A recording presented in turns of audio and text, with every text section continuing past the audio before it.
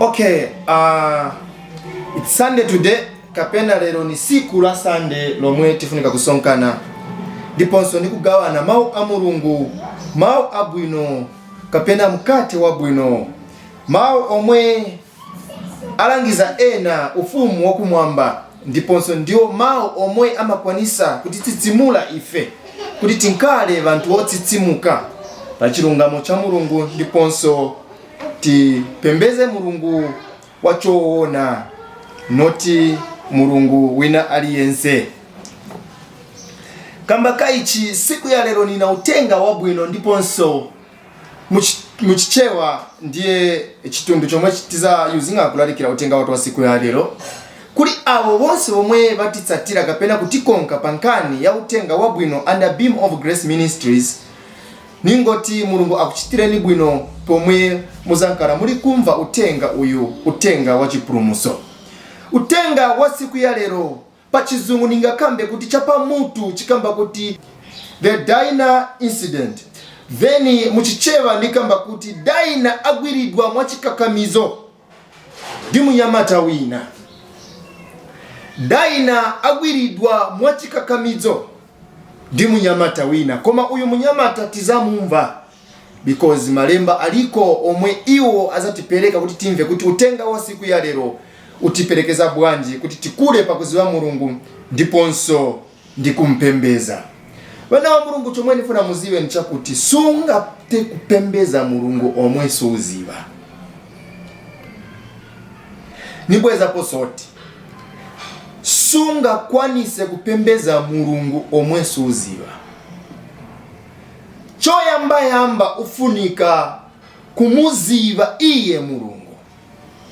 Kulingana na buku ya Romans ikuti pempani kwa inu, pempani kwa ine kena kalikonse komwe muli kufuna ndiza kuchitirani. Koma azapempa bwanji kapena muzapempera bwanji kwa iye omwe inu simuziva. Ndiponso imati koma iwo azamuziva bwanji ingati kulibe owarangiza kapena kulalikira. Ndiponso ikuti koma iwo azalalikira bwanji ingati kulibe obatuma kuti apite akalalikire. Kutandauza kuti kufunika iye Mulungu kalenga wazonse kutuma, akatuma mupunzitsi, iye mpunzitsi apite akapunzise antu. Ndiponso antu akapunzira abwere romba azapembeze Mulungu iye uyo oona. Nifuna opunzisa chani siku ya lero wana ba Mulungu mu buku ya Genesis. Tiri mu buku ya Genesis 34. Buku ya Genesis 34 ndiye pali utenga watu wa siku ya lero. Ndiponso ndiye pali zonse za siku ya lero. Koma tifurika kuziva kuti buku ya Genesis ya mabuku ya 5 Old Testament church yanalembewa na Mose. Mose analemba aya mabuku, ndiponso tikawerenga mabuku ya Mose yali 5 chomwe timapezamo ni chakuti muli chilamulo chomwe chinapasiwa ku bana ba Israeli. Koma nikalibena pita uko, nikalibena enda kutali, tamvani Mulungu alikufunsa kuti azapunzisa yani iye kuziva. Ni ndani omwe akula angate kumva utenga uyu? Kapena Mulungu alikusakira pakati pa chigulu cha antu kuti aone kuti ni uti iye akula mzeru omwe angate kupunzira utenga uyu, because uyu utenga uyu ni wovutisa kwambiri. Mukamva kuti Dinah agwiridwa mwachikakamizo. Uyu munyamata anagwira Dinah anagona naye. Dinah ni mwana wa Jacob. Kuli bamai wake Leah. Dinah anali mwana wa chimaliziro kuli Jacobo ndi mai wake Leah. Koma nikalibena pita uko, nifuna niberenge buku iyi. Mulungu asakira pakati pa inu omwe muli kumva utenga omwe nili kupunzisa siku ya lero kuti azapunzisa ani kuziva. Isaiah 28 tenje berenge verse yake ya 9. Verse yake ya 9 ikuti, whom shall he teach knowledge? And whom shall he teach to understand doctrine? Them that are weaned from the milk and drawn from the breasts. Azapunzisa yani kuziva utenga uyu. Oka awo achosedwa pabere la amayi wake. Oka awo omwe aleka kuyamwa. Kutandauza kuti mwana akaleka kuyamwa akula. Kutandauza kuti mwana akaleka kuyamwa uyu mwana wakula. Mwana akachosedwa pabere uyu mwana wakula, because mwana wakanda amayamwa kubere la amayi wake. Lero Mulungu alikufunsa kuti ni ani omwe azapunzisidwa kuziwa chisinsi ichi. Oka awo achosedwa pabere. Verse yake ya 10 ikuti, for precepts must be upon precepts, precepts upon precepts, line upon line, line upon line, here a little and there a little. Ukamvara verse yake ya 10 mwamene ili kulankulira yatipata zigawo ziwiri za malemba ali mubuku lopatulika. Kulibe muntu pazikora pansi angate kuchosa malemba yali mu Bible. Ngankale kansonga kamozi kamalemba mu Bible sikanga kute kuchosedwa na muntu. Koma malemba ya machosana iwo oka. Lamulo palamulo, lamulo palamulo, pano pangono napo pangono. Mulungu atipunsa bwanji muntu Afrika kuchita understand ntambo kapena ma strings yali mu malemba mu buku lopatulika. Nifuna kupunzisa chani siku ya leo wana wa Mulungu. Nifuna kupunzisa Yesu mu malemba aya. Yesu ni muchosa pati mu malemba aya. Nifuna tsegule pamozi buku la John chapter 5. Yesu ni zamuchosa bwanji mu malemba aya. Tisegule buku la John chapter, because buku yomwe tifuna kupunzisa ni Genesis 34. Daina agwiridwa mwachikakamizo. Bana wa Mulungu tiye tichenjere nalo lamulo likupa. John chapter 5. Tienti ambele pa verse yake ya 39. Anale mabuku ya Genesis 34. Yomwe tifuna kupunzisa siku ya lero ni Mose.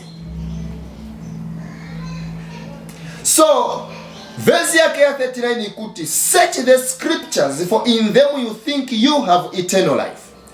Kambiri timagwira buku lopatulika, diponso timatsegula malemba. Na kuganizira kuti kwata moyo osata taupeza. Koma mvani aya malemba. Akuti search the scriptures for in them you think you have eternal life. And they are they which testify of me. Aya malemba yomwe timatsegula.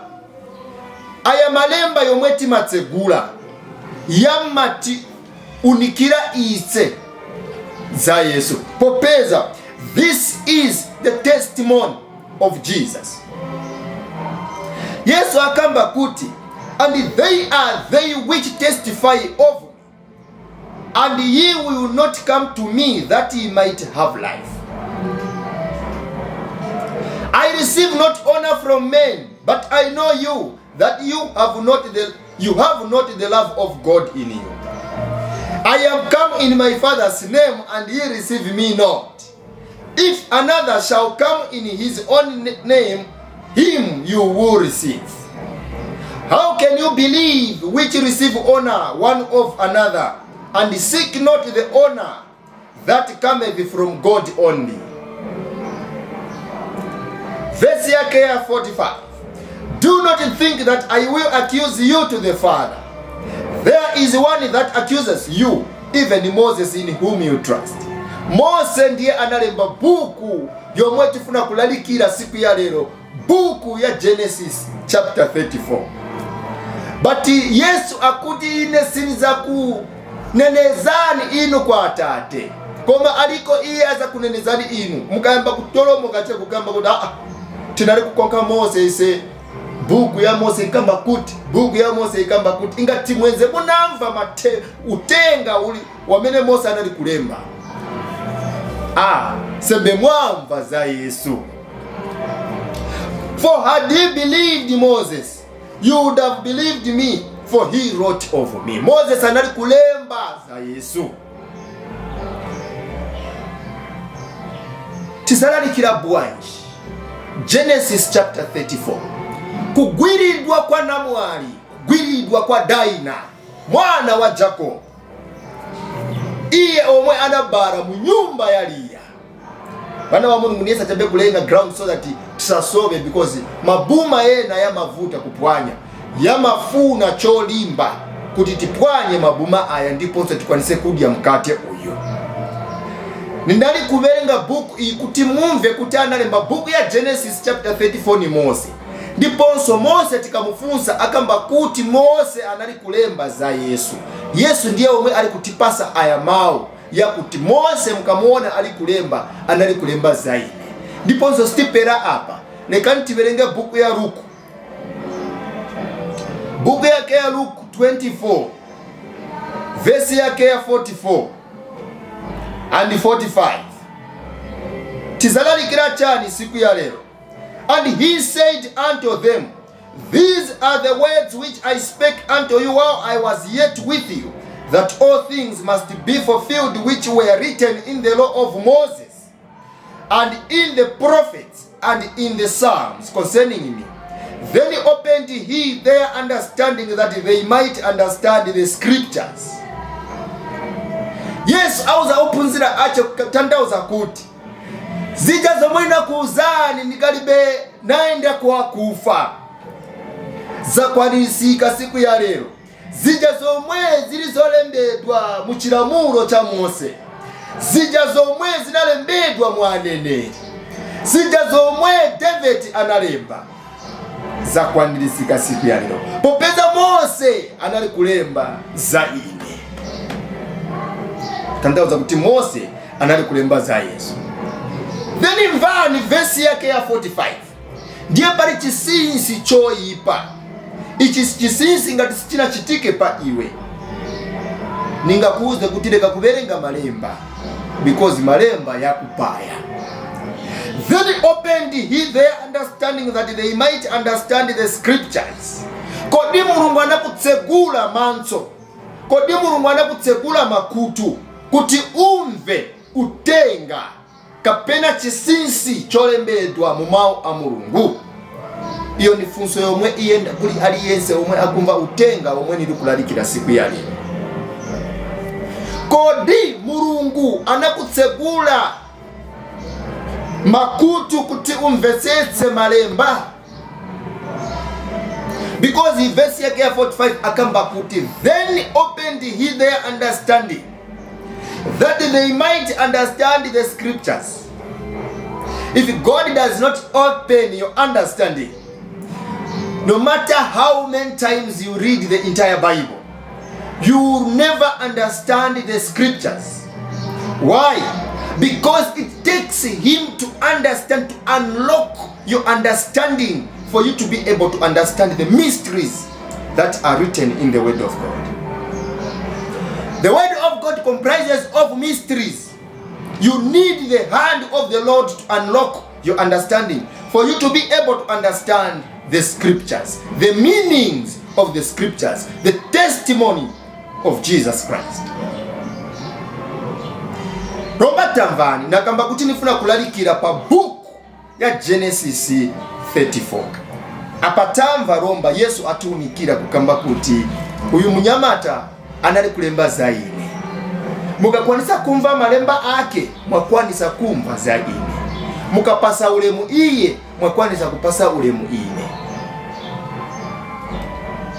Nati jumbe romba tiende kuli Genesis, kwa mene tifuna kulalikira kuli utenga watu. Nakamba kuti chapa mutu siku ya lero, Daina agwiridwa mwachikakamizo ndi munyamata wina. Daina ni mwana wa Jacob. Takumbukirani kuti Jacob ndiye uja munyamata omwe anazina inasintisidwa atagwirana ndi mungeri. iye alina chilonjezo chakuti akumane ndi brother wake Iso. Anagwirana ndi mungeri ndiponso the whole night. Ndiponso mungeri anati, iwe ndiwe ndani zina lako? Jacobo anati, ndine Yakobo. Ondiwe Jacobo, kuchokera lero suza chedwa Jacobo, za chedwa Israel. Ndiye pomwe paturuka mtundu wa Israel pamene apa. So zina yake rata sinta to Israel. Ndiye mtundu wa wana wa Israeli unayamba kuturuka kuchokera muri Jacob. Kuri chisinsi chiriko chomwe nifuna inu na ine lero tuonesane. Genesis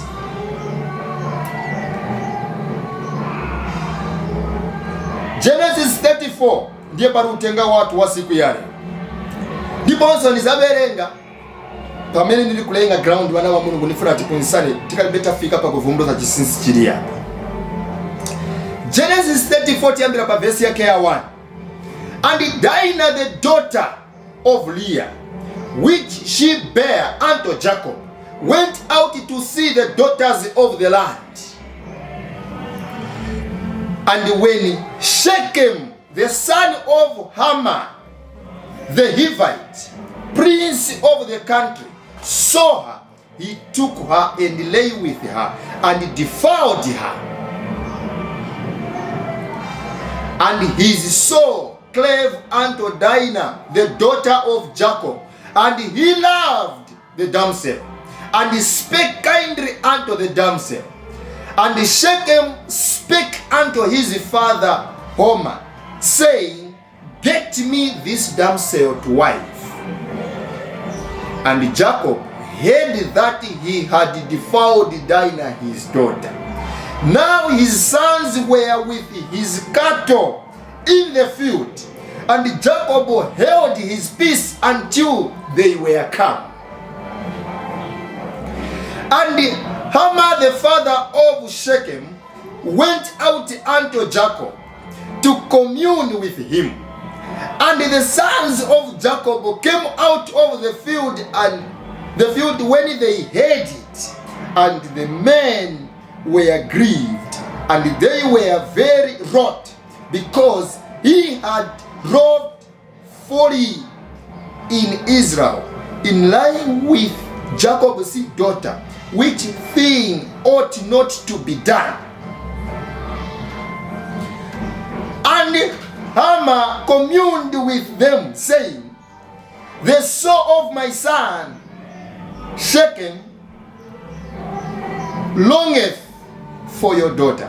I pray you give her him to wife, and make ye marriages with us, and give your daughters unto us, and take our daughters unto you. And ye shall dwell with us, and the land shall be before you. Dwell and trade ye therein, and get you possessions therein. And Shechem said unto her father, and unto her brethren, Let me find grace in your eyes, and what ye shall say unto me, I will give. Ask me never so much dowry and gift, and I will give according as ye shall say unto me. But give me the damsel to wife. And the sons of Jacob answered Shechem and Homer, he said his father, deceitfully. Listen to this. And the sons of Jacob answered Shechem and Hamor his father deceitfully, and said, Because he had defiled Dinah their sister. And they said unto them, We cannot do this thing, to give our sister to one that is uncircumcised, for that were a reproach unto us. But in this will we consent unto you, if you will be as we be, that every male of you be circumcised. Then will we give our daughters unto you, and we will take daughters to us, your daughters to us, and we will dwell with you, and we will become one people. But if you will not hearken unto us to be circumcised, then we will take our daughter, and we will be gone. And their words pleased Hamor and Shechem, Hamor's son. And the young man deferred not to do the thing, because he had delight in Jacob's daughter, and he was more honorable than all the house of his father. And Hamor and Shechem his son came unto the gates of their city, and communed with the men of their city, saying, these men are peaceable with us. Before, let them dwell in the land and trade therein, for the land, behold, it is large enough for them. Let us take their daughters to us for wives, and let us give them our daughters. Only herein will the men consent unto us for to dwell with us, to be one people, if every male among us be circumcised, as they are circumcised. Shall not their cattle and their substance and their beasts of theirs be ours? Only let us consent unto them, and they will dwell with us. And unto Hamor and unto Shechem his son hearkened all that went out of the gate of his city, and every male was circumcised. Are you getting that danger? All that went out of the gate of his city. And it came to pass on the third day, when they were so, that two of the sons of Jacob, Simeon, I repeat verse 25. And it came to pass on the third day, when they were so, that two of the sons of Jacob, Simeon and Levi, Dinah's brethren, took each man his sword, and came upon the city boldly, and slew all the males. And they slew Hamor and Shechem his son with the edge of the sword, and took Dinah out of Shechem's house, and went out. I want to teach Jesus from what I just read. It's a nice story. Let me put the coordinates, or lay the beacons on this sermon. If I may ask you these questions. Chinalengesa kuti Shechem na Hamor watate wake wapedwe ni chani? Vani story mwamene ili wana wa Mungu. Mwana wa David, mwana wa Jacob, I mean, Dinah, ananyamuka na akapita mu mizinda, because muzinda umwe wanali kunkara ni muzinda wa Hivites. Ananyamuka lekani zunguruke ko none ko bantu asikana ali mukati mu munzi umu. Pomwe Dinah ananyamuka ali kupita mu munzi umu, munyamata otchedwa Shechem mwana wa Hamor anamuona Dinah. Atamuona Dinah, anamugwira Dinah mwachikakamizo nagona naye. Shechem anamukonda Dinah kuchokera pasi pa mtima wake. Munyamata anafika pa chimaliziro chakuti ningachite china chilichonse chomwe ndili kufuna ni kutenga Daina kunkala mkazi wanga ine. Ata mugwira Daina mwacheka kamizo akuti anamuchita defile because kulingana na lamuro inali kupasidwa bana wa Israeli, kulingana na lamuro ya Jacobo uyu mwana anankala defiled. Kumbukirani kuti uyu mwana anabadwa mu nyumba ya Lia. Lia ndiye mkazi omwe Jacobo anakwatira pa chiyambi. Tamvani Jacobo pomwe anaenda kumuzinda uyu anali kufunsa bantu kuti kodi Labani anko wanga ine mumuziva. Bantu wanakamba kuti Labani timuziva popeza Labani anali brother wa Rebeka. Rebeka anali mkazi wa Isaac. Isaac ndiye anabereka Jacob. So nomba atapita kumuzinda uyu kama kuti Labani timuziva. Bali kulankura, bali kukamba, bali kukambisana. Then wanaona Rachel ali kubwera ndi ng'ombe za watate wake Labani. Ataona Jacob kuti kamukashana kawamaka. Then bantu wanamuuza kuti ni mwana wa banko bako, ni mwana wa Labani uyu. Then Jacob anapita na atatsegulira chisime kuti ng'ombe zimwe manzi, ndiponso ng'ombe zinamwa manzi. Then anauza mkashana uyu atafika pafupi naye, anamugwira na mukisinga kisi ya chikondi chakuti napeza wachibururu banga. Ndiponso Jacob anati ndine bururu wako, ndine bururu wa batate wako. Popeza ine ndine mwana wa Rebeka, iwe ndiwe mwana wa Labani.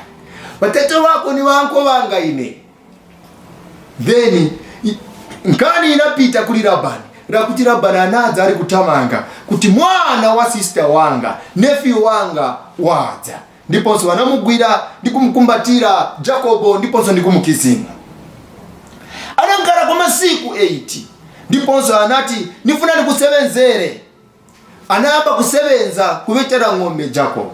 Then Labani anati sunga zingo nisebenzera chabe, ufuna nikuchitire chani malipiro kulingana na nchito yomwe uli kugwira. Then Jacobo anati nifuna Lia uyu cousin wanga. Nifuna Rachel, I mean not Lia. Nifuna Rachel, nifuna nikwatire Rachel unipasa nkale mkazi wanga ine.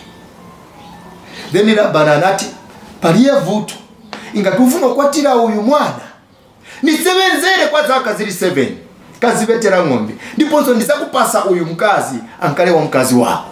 Ndiponso Jacob anasebenza na mpamvu kusebenzera Rachel kuti akwatire Rachel. Tamvani Bible imasura kukamba kuti Rachel anali mkazi wokongola, but Lia mkuru wake anali na manchenga kumenso. So meaning sana ali kulangana bwino.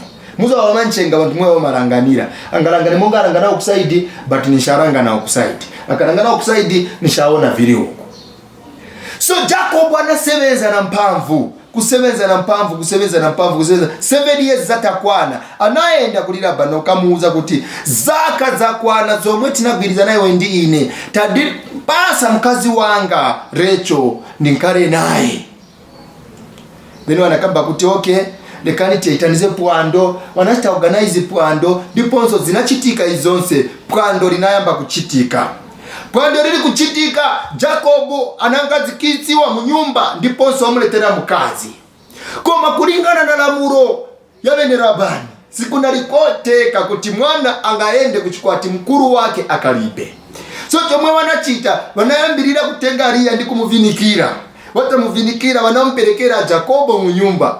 Jacobo watampelekera wanamuza ati Jacobo mkazi wako uyu. Ndiponso Jacobo anagona naye uja mkazi. Atauka kusera na pesa kuti sana li Rachel koma analilia. Jacobo chinamu baba. Anaenda kuli Labani na akamuuza kuti wachitira chani zotere izi. Then Labani anakamba kuti sikoteka kuti mkuru asale mung'ono apite kuchikwati. Pari chisinsia siko lekani ende nizipwanyiratu chake. sikoteka kuti mkulu asale pa nyumba, mwana apite kuchikwati. Koma taona Jacob asevenzera Rachel, noti Leah. Jacob akonda Rachel. Popeza Jacob aona Rachel ni wokongola. Ndiye uja obwera na ng'ombe za watate wake kuchitsime.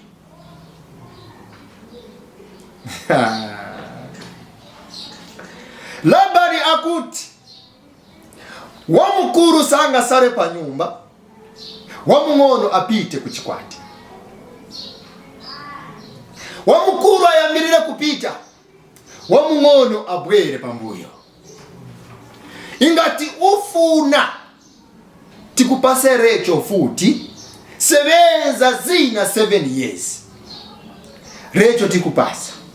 Koma tasiriza wiki ya mukuru munyumba mwake.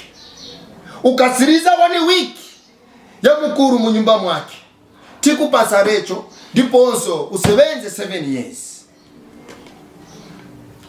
Jacob anavomera popeza nari kufunisa Rachel. Mukarangana Leah na Rachel, muona pochani. Inomo mkumva utenga. Inomo munachosedwa pabere la makoro. Inomo munareka kuyamwa. Muona pochani hapa. Mukarangana Leah, mukarangana Rachel, muona pochani. Galatians chapter 3 verse 17. Lekani vumuruza pang'ono kachisinsi aka. Pang'ono chabe. Aka chisinsi ni kabwino ngako.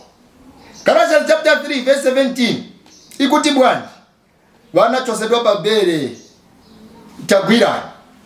And this I say, that the covenant that was confirmed before of God in Christ, the law which was 430 years after, cannot disarm that it should make the promise of none effect. Kodiria maletedwe yake na mabweredwe yake ya kupyorera makoro wake wakwanisa kuchosa chikondi chiri cha Jacob pari Rachel. Iwe mvesesa verse yake ya 17. And this I say that the covenant that was confirmed before of God in Christ, the law which was 430 years after, cannot remove or subdue that it should make the promise of none effect. Funso yanga ni yakuti mabweredwe yali ya kuchikwati, maletedwe yali ya kuchikwati, kodi yatesa chikondi cha Jacob pari Rachel. Jacob anavomera kusevenza 7 years zina kutankale na ndani na Rachel. Why? Ukaona Leah, ukaona Rachel, uona Old Testament church na New Testament church. New Testament church singa bwere, but ndiye pa mutima pa Yesu. Ndiye pa mutima pa Mulungu. Ndiye pa mutima pake. Kodi ndiye yambirira kubwera awe singa bwere. China chifundika kuyambirira chipite. Uyu ndiye mutunzi. Mose kazikisa Old Testament pansi hapo. Yesu akalibe kubwera. Leka bantu bakuvame mu uchimo. Leka bantu bafe ndaramulo. Leka bantu bavutisiwe. Mavuto yakachuruka. Then azabwera Yesu kuzatesa mavuto hayo. Talona abiria yambirira afike. Zonse zomwe afuna kuchita achite. Koma mabweredwe ya Rachel iye wapa mtima yafunika kugwera pambuyo Leah nishanafika kudala. So mukaona Rachel muona New Testament church, mukaona Leah muona Old Testament church. Jacob avomekeza because Old Testament church yabwera motsadzivika kwa iye. Koma mukaona Jacob muona mutunzi wa Mulungu, muona mutunzi wa Mulungu waina lankula zotere. Jacob why Leah abwera without you knowing this is Leah. But after wataona watagona naye kwacha kuseni ndipo mwe uona kuti siwamene uyu. Vambiri muziva kuti amakamba kuti lamulo la Mose linapasidwa ndi Mulungu. Ndifuna kuunikirani siku ya lero kuti anali kupasa lamulo ija kuli Mose ni mungeri anatumidwa kuli Mulungu. Anauziwa Mose kuti mundu omwena kupasa. Na nimwaole soverenga Bible, kaziverenga ni Bible. Muzakura pa kumuziwa. Muntu omwene kupasa ndiye azankara okuteteza, ndiye omwe muzaenda naye. Koma Mose, be careful. Munyamata omwene kupasa aliye chifundo. Munyamata omwene kupasa aliye chifundo akesura kuipa. That's why muona wana wa Israeli wanali kufa chisawawa. Wakango sokoniza chabi. Uyu mungewa anali kupaya. Aya mau yanachokera kwa Mulungu. Nikupasa mungero omwe uzaenda naye. Ndiponso chita zomwe aza kuuza kuti uchite. Ukaona lamulo lipasidwa kuli Mose lipasidwa kwa mungero. Kodisi muona Jacob kuti agona na Leah omwe saziwa, omwe safuna. Kukucha kusendie pomwe aona kuti kazi wamene nagona naye si wamene. Nali kufuna Rachel, not Leah. Then Labani akuti awe stinga kupase mfana mkulu asanali nkali. Leka mkulu angene muchikwati ukasiriza useweze zina 7 years tikupase mfana wake. Anavomera ndiponso anabereka bana. Leah anabereka bana. Ndiye kuchokera bana wene Ruben. Ndiye kuchokera bana wene Simeon. Ndiye kuchokera bana wene Daina. Sinifuna kugwira zambiri. Chimbara chizasara chomwe tisasiriza next time. Koma lekani tamangire kutenga wanga. Daina agwiridwa mwachikakamizo. So ndiye pomwe uona kuti Levi na Simeon vana wa Jacob kuli Leah vamva kuti Daina agwiridwa. Time omwe Daina ali kugwiridwa na Mahivites awa, Shechem mwana wa Hama vana bali kung'ombe. Koma mwana anali kungozungulira chabe kuti alikani niwoneko asikana mu muzinda uyu. Shechem chamuona mwana nikugwira mwana naye akasiriza apita kuli batate wake. Tate napeza mkazi. Uyo ni Homa manje. Hama kuti wapeza mkazi kuti nagwira mwana wa bene. Ndiponso nagona naye. Koma namkonda mkazi uyu ni mwana wa Jacob. Na papa atapita ni kumakoro wake mkanikambire kuti ni mkwatire uyu mwana. Jacob maopo mwe anamufika kuchokera kuli Hama, tate wa Shechem, anankara pansi ndiponso anakwinyirira. Vanu onongera mwana. Mutundu wa Mahivites siwenzo wafunika kugwira vana wa Jacob. Koma vanapempa. Tipempa kuti uyu mwana utipase. Popeza tamushita kudara difa. Tipase uyu mwana tikwatire. Akuti Jacob anankara chete. Na kuyembekeza kuti vana wake vanali kung'ombe wabwere. Vana wake pomwe vanamva utenga vanabwera vatamanga. Na ukali mkati nga mtima zao. Kodi vangatigwirire bwanji sister watu. Ndiponso pomwe vanafika vanapeza wene Shechem na watate wake Homa vakambisana. Vanati tichite bwanji vanapempa kuti tipempa kuti mutipase mwana uyu timukwatire. Ndiponso chili chonse chomwe muzafuna tizachita. Landi tikupasani muzankara. muzachita makwebo mulandi, mutenge bana batu ise bakazi mukwatire, na ise titenge bana banu bakazi tikwatire, ndiponso tinkale muntu umozi. Batata mvani muivite alalikira mau otere kuti tinkale chani muntu umozi. Mukabereka buku ya Ephesians chapter 2 muzapeza kuti panali kufunika Yesu chabe ndiye apasula pira ili pakati, kapenda kugawikana kuli pakati, kuti apange mitundu zibiri zinkale wana. Aya ni Gentiles na Majusi. But utenga wachokera kuli foreigner siku ya lero. Kutengani bana batu bakazi mkwatire, tipase ni bana bantu bakazi tikwatire, ndipozo tinkale nyama imozi. Uyu utenga popeza si unali kufunika kuti uchokere kuli foreigner uyu utenga upaisa.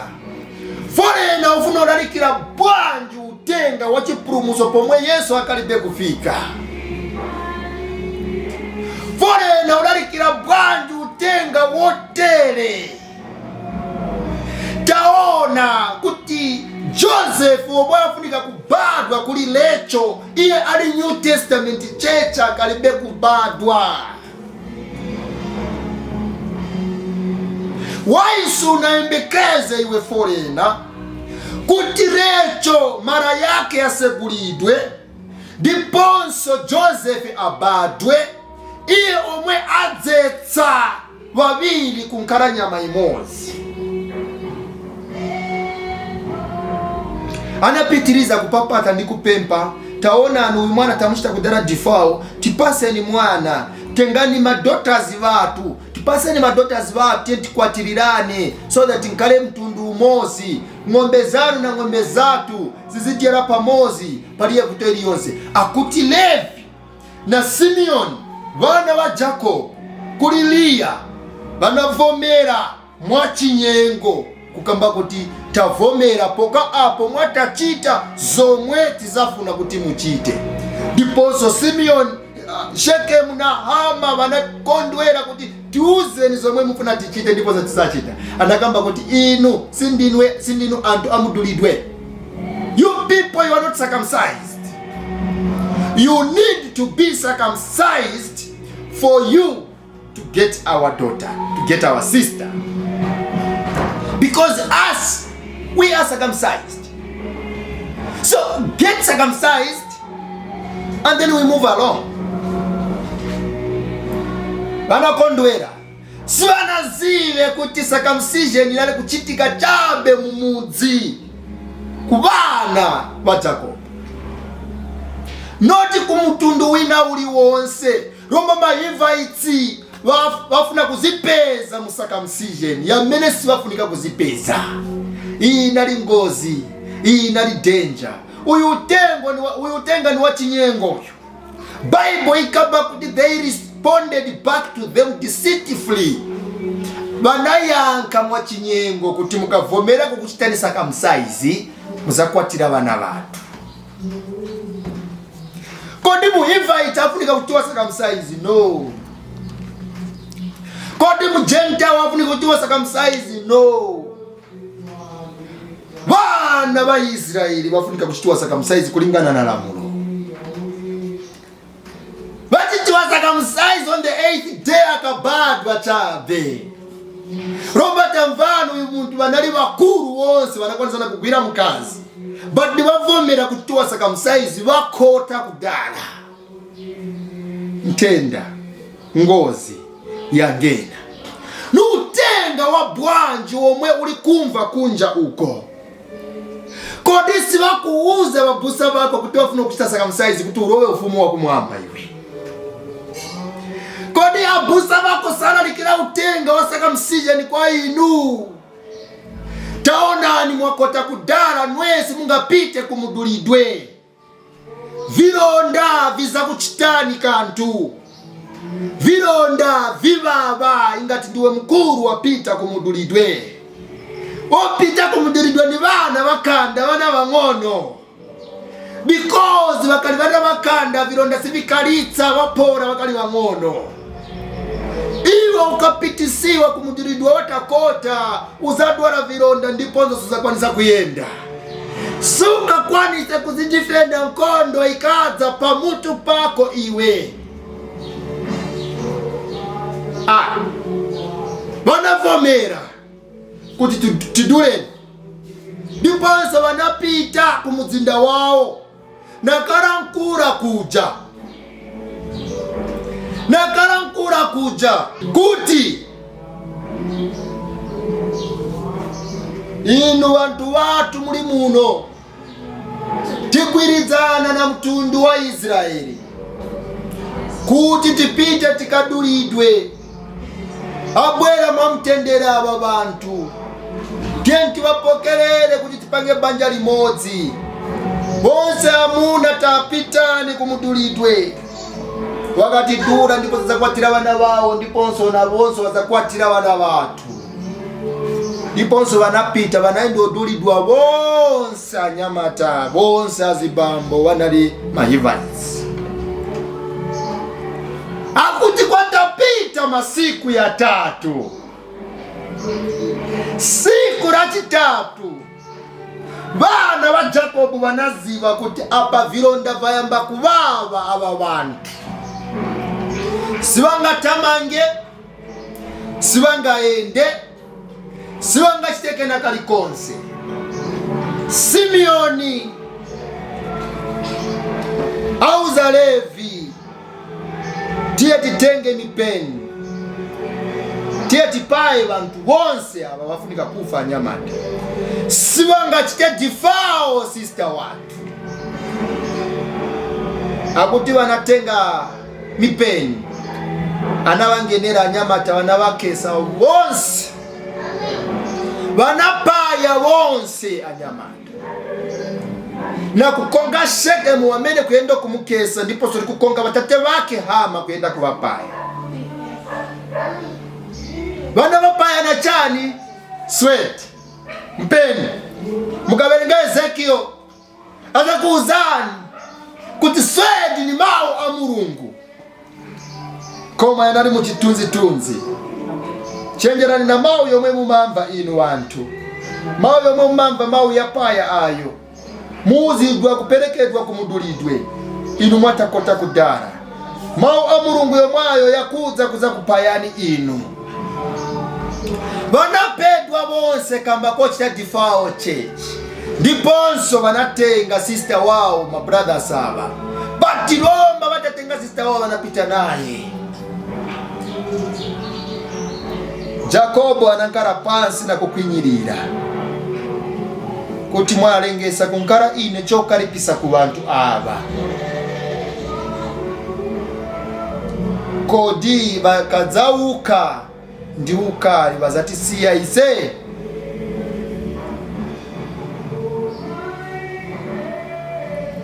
Mukaona Daina achitiwa difaa. Hey. Muona kachisi mumanja ya Gentiles. Kachisi wa Yesu safu nikakupezeka kumitundu zina. Kachisi wa Mulungu akapezeka kumitundu zina. Kachisi wachitiwa difaa. Mukaona kachisi muona Daina. Mukaona Daina muona kachisi. Mulungu ana wankero wake. Bomwe ibo bali kupita waona kachisi ya Mulungu. Taona ni mwachikakamizo Gentiles wafuna chipurumuso. Koma sikoteka because Joseph akalibe abadwa iyo mwe azetsa chipurumuso kwa iwo.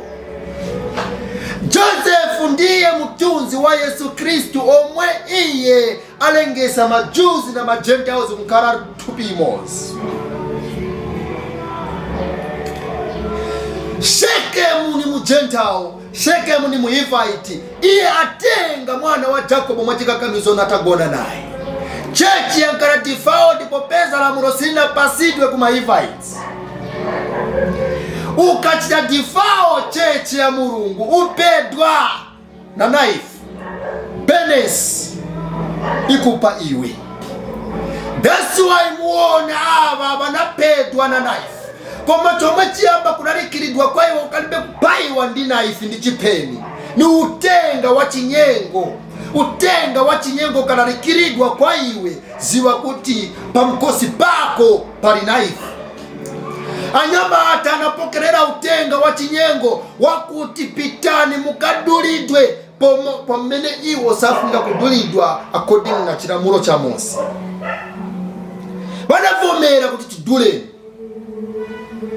badulidwa banaboropedwa kati siwaisha defile. Bible ikamba kuti chenjera ndi matupiyano popeza matupiyano ayo ni kachisi wa Yesu.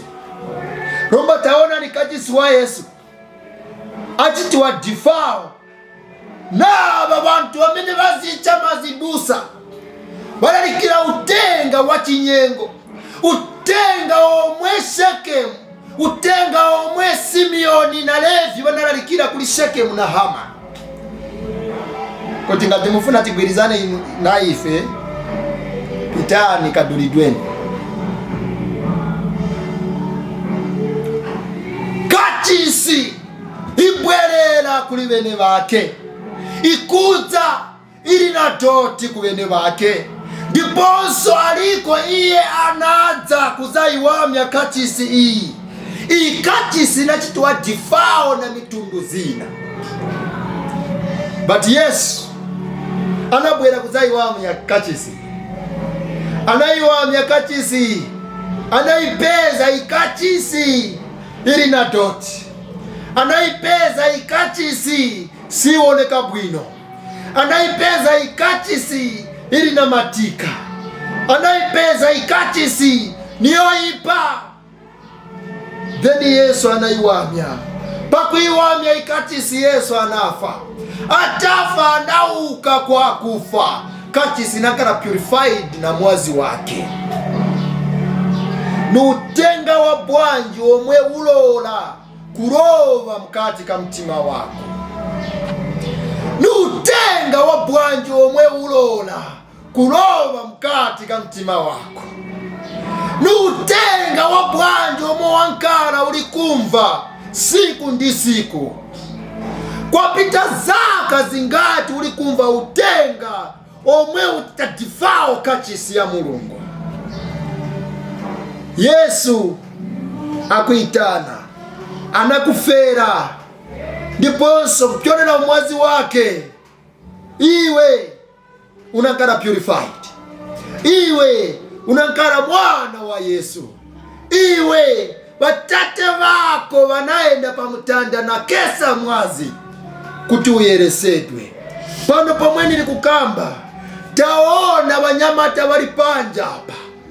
Abanyamata bali panja apa bali na utenga umona lalikira Simeoni na Levi kuma Hivites kuti pitani kadulidweni ngankale ndi ununkote. Uyu utenga upaisa bana ba Mulungu. Tembenukani mtima, tembenukani mtima kuti muzate defile kachisi wanu, kuti muzate defile kachisi wa Mulungu momwe Daini anachitiwa defile ndi ma Hivites. Siku la chitatu likafika, zabwino palibe, kufa kuzangala pakosi pano. Bana wa Mulungu tembenukani. Mukaona Daina mwana wa Jakobo muona kachisi ya Jakobo. Jakobo ni Mulungu. Daina abadwa kuri Jakobo. Noti munyumba ya Recho. Ai. Abadwa munyumba ya Lia. Why munyumba ya Lia? Because Old Testament church was defiled because of the law. Akabadwa munyumba ya Recho sikoteka because Joseph achokera munyumba ya Recho mu New Testament church. Ndiyo omwe abwera kuzawamya church ili mu Old Testament church kuti inkale purified again. That's why Janko Joseph are taking a time kubadwa. That's why ma ya Rachel anabaligwa kwa time ya Itali. Joseph akabwera kuzawamya Doti yomwe yachitika munyumba ya Liya. Munyumba ya Liya mwachitika Doti. Wani muli utenga wa chinyengo. Uza bantu bakuru pitani mukadulidwe koma bafuna kubapaya. Tu munyumba ya Liya muli chinyengo. Because Dina mwana wa Jacob ili kachisi ya Karadifao na Mahivites. Bafunika Joseph abwere azawamye nyumba hii. Hii nyumba ingatisina wamiwe hii. Wantu siwazaleka kufa. Wazapitiliza kufa because church ili na Doti. Joseph akabwera kuzawamya nyumba hii. Ndiye mtunzi wa Yesu. Ndiye omwe wamya kachisi. Yomwe Mahivites banachisa difao. Bana wa Mulungu. Ingati kuli mafunzo ba utenga uyu. Ndinololedwa kufunsa. Musafere mukati mongaloko. Funsani utenga. Funsani mafunso. So mukaona Dina ni mutima wanu ndiye kachisi. Kachisi yomwe iye Yesu abwera kuzalalikira utenga wa chipulumuso. Yesu ndiye mwamuna wa kachisi yanu. Bati kachisi nachitwa difao na Mahivites Shechem ali na watate wake Hama. Kachisi anachita difao akamba chani. Taona ni kuchokera siku romu mnabadwa muuchimo. Ndiponso ikachisi nakara defiled from the day you were born. Pafunika Yesu abwere iye mwine wa mkazi uyu aiwamye kachisi. Ikachisi ikawama ikankara clean. Ndipo mwiro wa ufumu wa kumwamba. So inu ndinu kachisi ya Mulungu. Inu mufuna Joseph awamye kachisi. Kachisi aiwamya. Musailolenso kuti bantu baiche difao. Mukaona muntu akuza ni kuti soye seed. Achita difao ni Shechem mwana wa Hama. Mukaona muntu akuza ni berani kuno chite child dedication. Rana away. Kachisi wafuna kuishita difao chenjerani. Mukaona muntu akuza ni chosa ncha 10 murete kuno. Rana away. Kachisi wafuna kuishita difao. Mumono alistira dai na difao Mahivites awa. Balibera muro yote nga cha 10.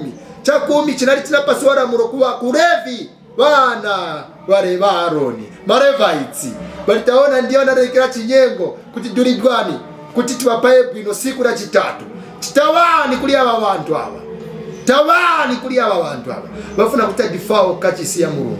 Kachisi ya Mulungu isunge ni wana wa Mulungu ikale clean kulingana na momene mwine wakanaisira clean atafa pa mtanda mwazi wake unakesedwa kutawani kachisi hii. Mulungu akutitira bwino pomwe muli kumva utenga wa chipulumuso. Ningoti shalom shalom.